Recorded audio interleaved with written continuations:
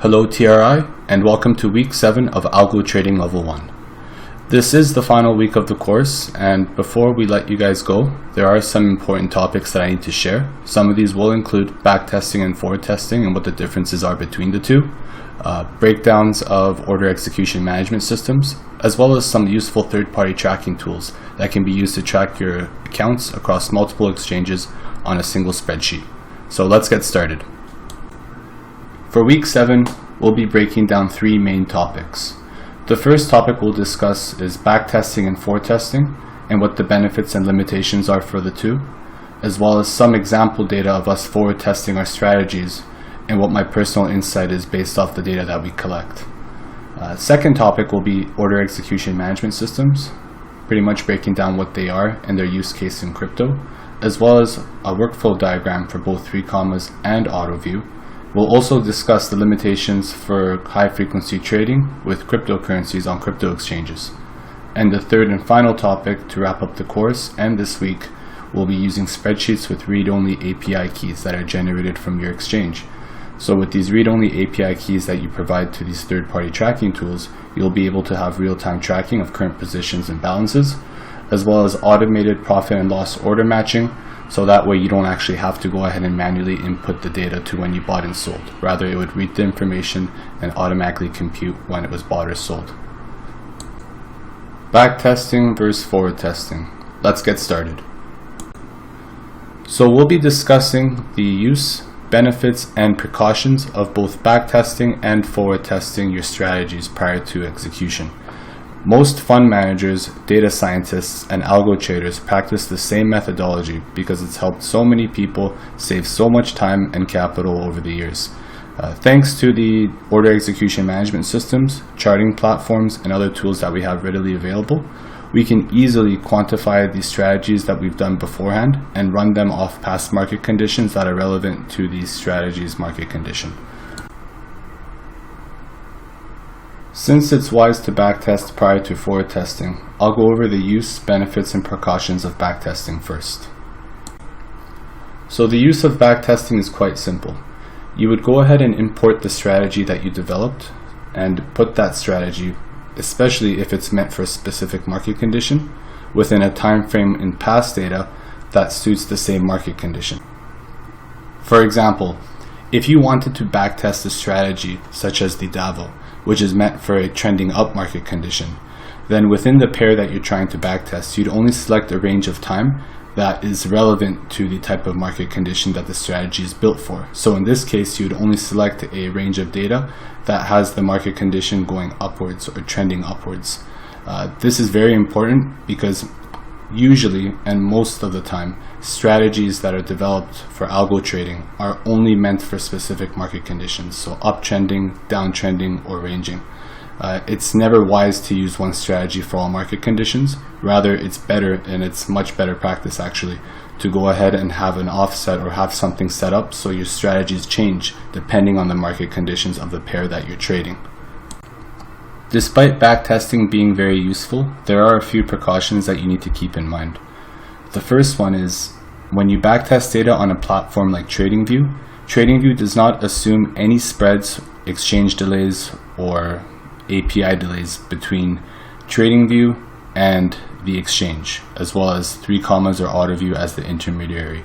Therefore, when you get the data of entries and exits, whether your exit is a stop loss or a profit, there is always going to be a discrepancy because none of these are taken accounted for in terms of the exchange delays or AutoView 3 comma delays, as well as TradingView email delays.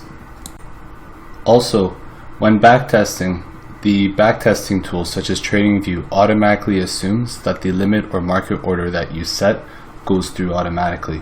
However, with the experience that we have on BitMEX and Binance, limit orders many times don't get hit, and market orders usually get hit up to 1% from their initial target. So this is one thing to keep in mind, and when you do backtest, make sure to set higher profit targets and higher stop losses. Just have a larger range accounted for. Once you've done enough backtesting, you can go ahead and forward test your data. The main difference between the two is that when you forward test, you're actually executing the orders from the chart or the order execution management system all the way to the exchange. And for this, you can take into account the spreads off the exchange, especially during times of volatility, as well as the delays in the API if there are any. So we'll go ahead and we'll talk about the use, benefits, and precautions for forward testing.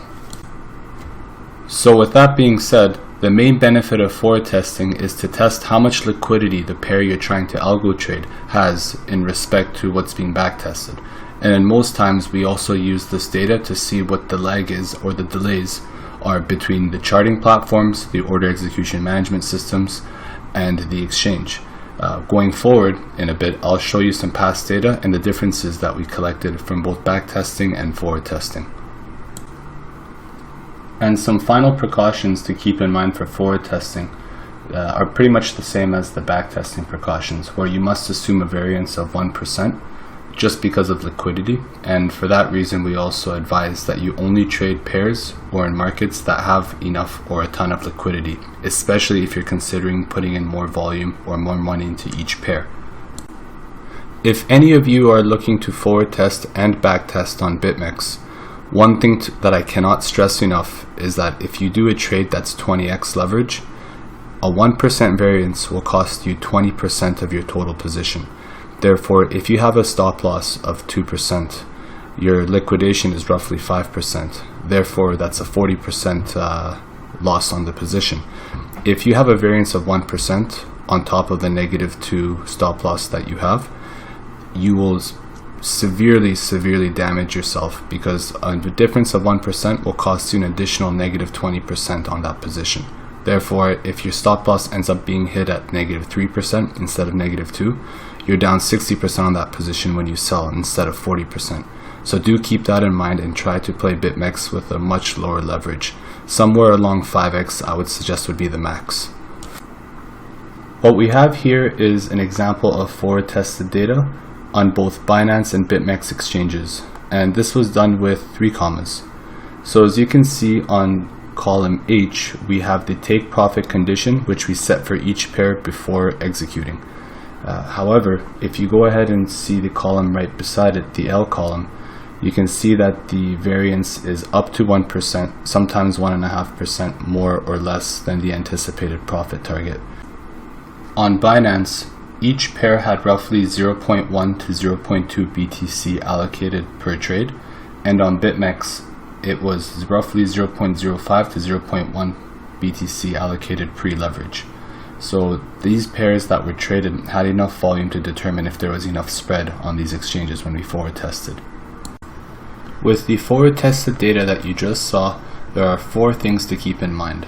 The first is every order we did for entries, stop loss, and take profits were market orders with a risk-reward ratio of at least 1 to 1, and the profit targets ranged from 1.5 up to 4%. Second, every entry happened on the 4-hour candle close, and exits, whether it was for a stop loss or a target, were on the candle high or lows. Third, we used no trailing and no delays for any of our alerts and triggers, and the last point is every order on BitMEX and Binance ranged from 0.1 to 0.2 BTC pre-leverage. From forward testing multiple pairs on different exchanges, we were able to gather some insight for you guys. To start, the actual profit percentages, as mentioned before, ranged anywhere from 0.1 up to 1%. The variance was directly related to the market volatility swings. Therefore, whenever the market was volatile and the stop loss or take profit trigger had to be hit, usually it did not hit until the system was finished being overloaded. System overload was simply caused by a bunch of APIs calling the exchange to execute orders. Because of this, we came to the conclusion that crypto exchanges do not have the back-end infrastructure like Forex or capital market exchanges to handle the high volume of requests that people have with their order execution management systems. This is definitely a huge flaw and something that must be addressed in the upcoming years.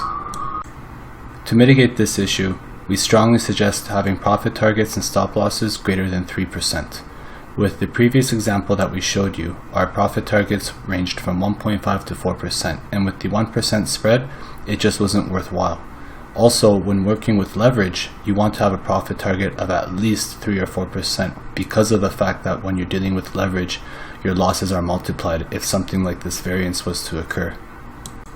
One final note, if working in BitMEX, Bitcoin and Ethereum futures and forwards have the most liquidity, therefore you can account for the least amount of spread.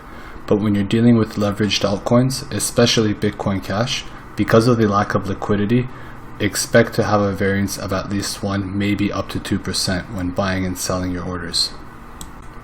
Some algo traders that I know use dollar cost averaging or pyramiding in order to mitigate this issue by having at least 1 or 2 safety orders. This helps a lot in terms of volatility and during times where your orders might not be able to hit. However, this is risky, and if you do decide to practice dollar cost averaging, make sure to allocate half or 1/3 of what you initially planned on investing. And I can't stress enough, make sure to use market orders instead of limit orders, because many times during times of volatility, your limit orders won't go through, and if you have an important stop loss that needs to be hit, it won't get hit, which could result in either more losses or potential liquidation if you are using leverage. Order Execution Management Systems, also known as OEMS. An Order Execution Management System is a web or desktop-based client used by both institutions and retail investors to execute orders based off signals. And these signals can come both from internal means or from TradingView, which in this course we cover TradingView as our signal generator. Some common order execution management systems for retail clients include 3 Commas, AutoView, CryptoHopper, Gunbot, and Profit Trailer. And despite that MetaTrader is here listed as an institutional grade OEMS, it's also used by the retail for asset classes outside of crypto. However, for crypto trading on an institutional level, Algo-Trader and Caspian, as well as MetaTrader, are the 3 most common platforms used by institutions to deploy their algorithms. I also included a rough breakdown of the processing time it takes for TradingView as an external signal generator to generate signals, send to either 3 Commas or AutoView, and from 3 Commas or AutoView to the crypto exchange. To start, it takes roughly 1 millisecond for TradingView to update its charts from the exchange. After that, it takes 10 to 20 milliseconds for 3 Commas or AutoView to read an alert either from email or from Chrome, describing that an alert has been hit from TradingView. On top of that, it takes another 20 to 40 milliseconds for 3 Commas or AutoView to gather that signal and send it off to the exchange. And from the exchange, it'll take anywhere from 10 up to 300 milliseconds for the exchange to actually execute the order. The huge range in the last step is dependent on if the exchange has a lot of API calls and if the exchange is experiencing any type of overload, which in BitMEX we experienced a ton. What we have here is a workflow diagram for the 3 Commas order execution management system. As you can see with 3 Commas, the platform communicates directly with the exchange and fetches data back and forth to update the user who logs into 3 Commas on the account balance as well as the status of the positions that the bot is currently in. The user is able to use 3 Commas for both viewing and monitoring the orders as well as executing the orders by having the logic predefined on TradingView. This is the most convenient way to algo trade since there are no requirements for any third-party tools. The workflow diagram for AutoView is slightly different. The biggest difference being that orders cannot be monitored or viewed after they're sent off. So if one was to use AutoView, they would use AutoView only for the execution of orders. However, if a user wanted to track their orders, they would have to either log into the exchanges in which they connected AutoView to, or they'd have to use a third-party tracking tool to track the balance and status of their positions, in which we'll describe and talk more about in the future slides coming up. What we have here is a REST API and a WebSocket API structure.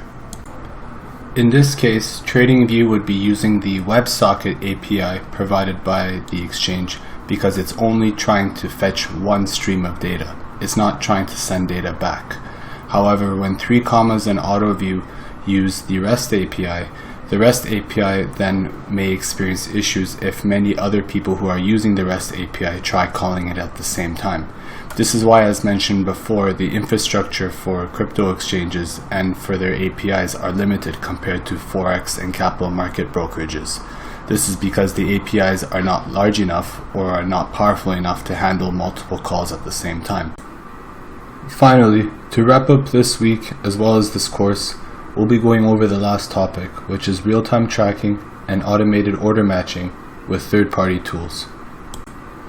The first tool we'll be discussing is Botmon. This tool is available for multiple crypto exchanges and it's easily accessible through Google Sheets. With this tool, you're able to check the open orders as well as the active unfilled orders and what the realized profit or losses are.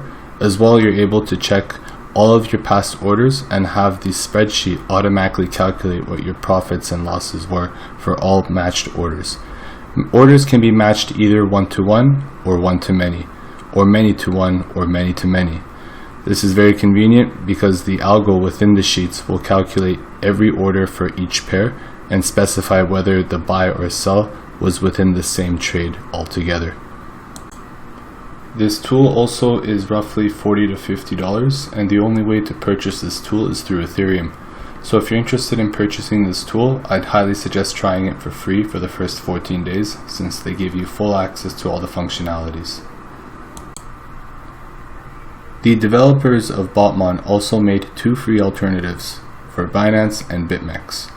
Both of these spreadsheets are very useful because they allow you to have real-time order tracking as well as real-time balances of all coins within your portfolio.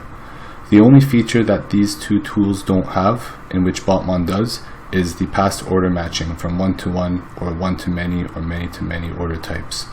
This is not useful if you're trying to calculate your past orders. However, for someone that uses AutoView, this is a great and handy tool to use on the go when checking on your phone or any other mobile device. So one may wonder, how are orders automatically matched on Botmon? Well, it's quite simple, but not really.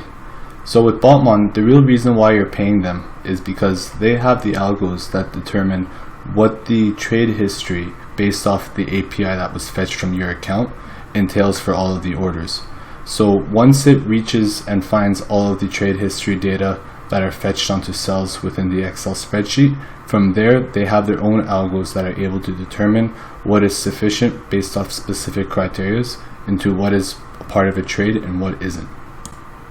Because AutoView does not use a graphic user interface, nor does the REST API communicate both ways, we are forced to use something like Botmon to check the past order history of everything that has gone through within the exchange itself.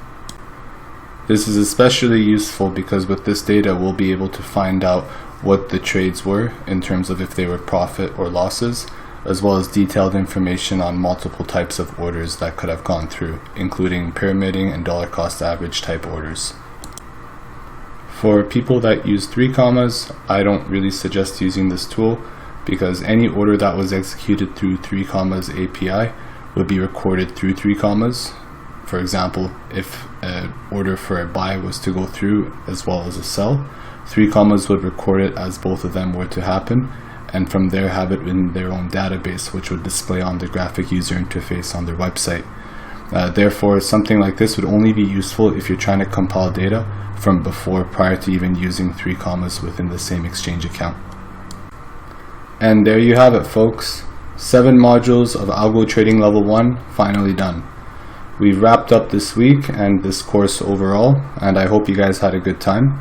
Definitely was a great experience for me, but nonetheless I'm excited to see what you guys have for the final project. Some final notes before I let you guys go.